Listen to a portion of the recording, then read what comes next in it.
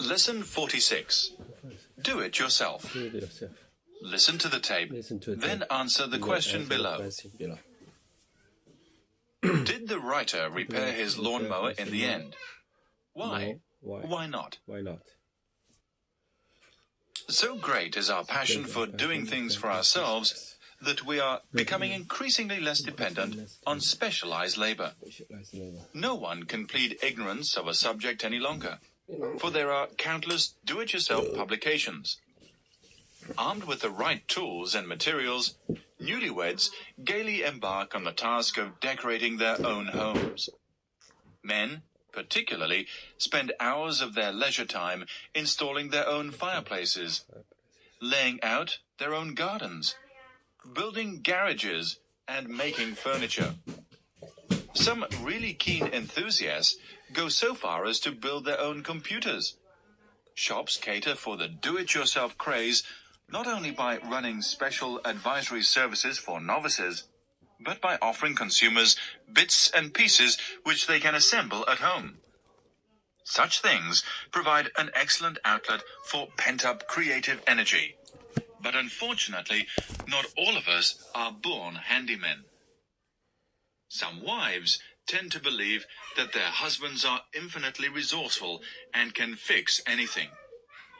Even men who can hardly drive a nail in straight are supposed to be born electricians, carpenters, plumbers, and mechanics. When lights fuse, furniture gets rickety, pipes get clogged, or vacuum cleaners fail to operate, some women assume that their husbands will somehow put things right. The worst thing about the do-it-yourself game is that sometimes even men live under the delusion that they can do anything, even when they have repeatedly been proved wrong. It is a question of pride as much as anything else. Last spring, my wife suggested that I call in a man to look at our lawnmower. It had broken down the previous summer, and though I promised to repair it, I had never got round to it. I would not hear of the suggestion and said that I would fix it myself. One Saturday afternoon, I hauled the machine into the garden and had a close look at it. As far as I could see, it needed only a minor adjustment.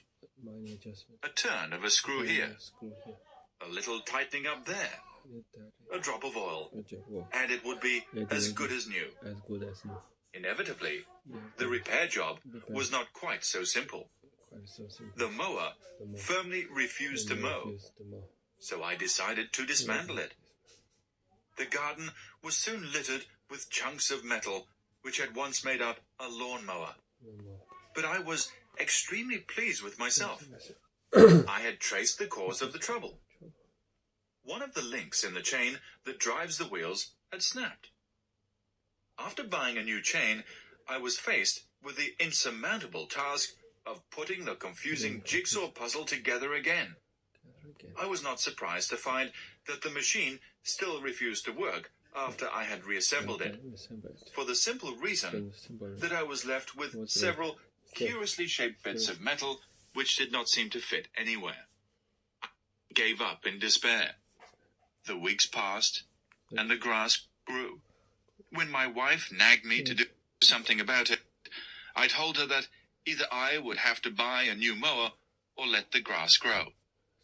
Needless to say, our house is now surrounded by a jungle. Buried somewhere in deep grass, there is a rusting lawnmower which I have promised to repair one day.